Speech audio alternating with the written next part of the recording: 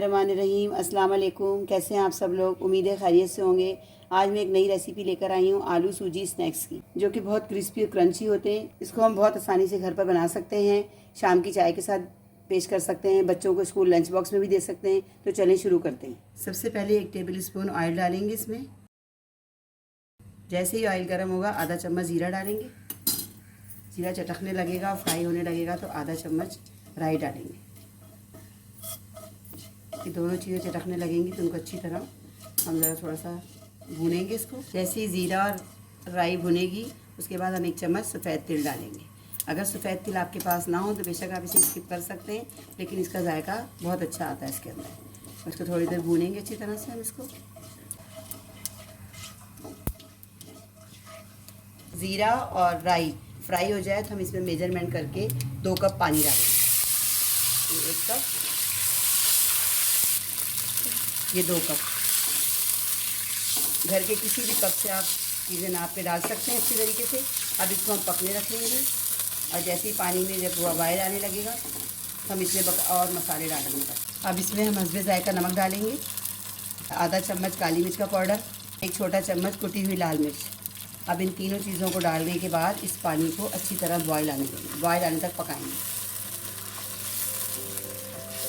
ये बना रहे हैं आलू और सूजी के स्नैक्स या आलू सूजी बाइट्स कह सकते हैं इसको। ये बिल्कुल नई और क्रंची रेसिपी है। ये बच्चों को आप लंच बॉक्स में स्कूल ले जाने के लिए भी दे सकते हैं। ये किसी टाइम भी खा सकते हैं। बहुत क्रंची और बहुत क्रिस्पी से होते हैं और अंदर से बहुत सॉफ्ट होते हैं। अब जैसे ही पानी में बॉयल आया है तो हमने फ्लेम लो कर दिया है और सूजी हम थोड़ी थोड़ी करके डालेंगे, एक साथ नहीं डालेंगे।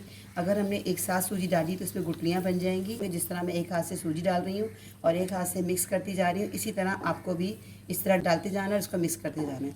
और जब तक हमें मिक्स करना है जब तक ये पानी पूरा सोख ना कर जाए और पैन इसको छोड़ दे, जब तक हम इसको मिलाते रहेंगे। और देखिए मैं इसको मिलाती जा रही हूँ और ये सूजी फूलती जा रही है।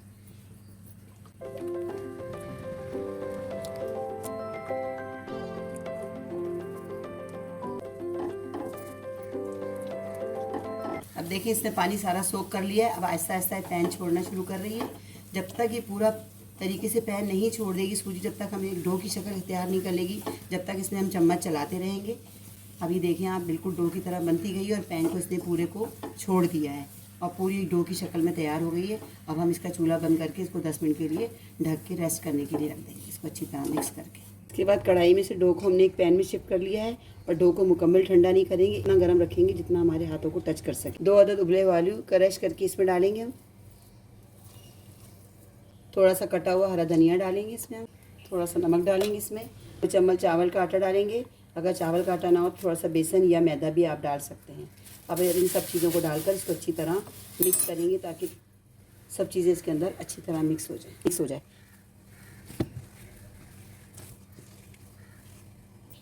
जब ये चिपकने लगे तो हाथों को थोड़ा सा ऑयल लगाकर इसको अच्छी तरह डो की शक्ल दे दें।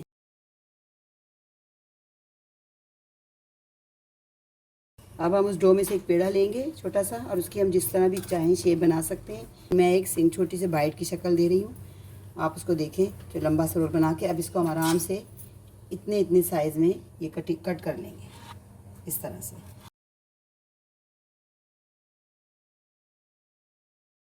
ये हमने छोटे छोटे एक इक्वल साइज़ के कट कर लिए और अभी देखें बाइट की शेप दे दी।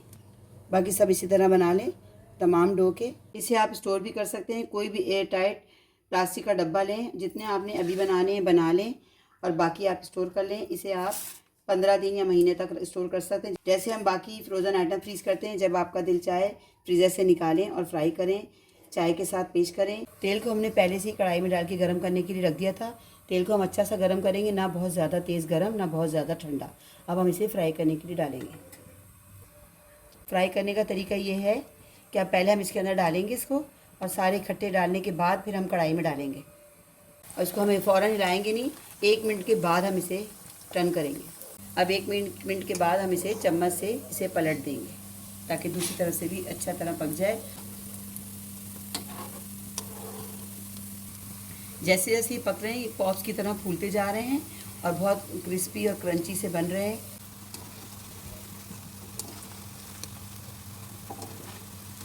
ये देखिए कितना शानदार गोल्डन ब्राउन कलर आ गया है। अब हम इसको उतारेंगे, तकरीबन तैयार हो चुके हैं।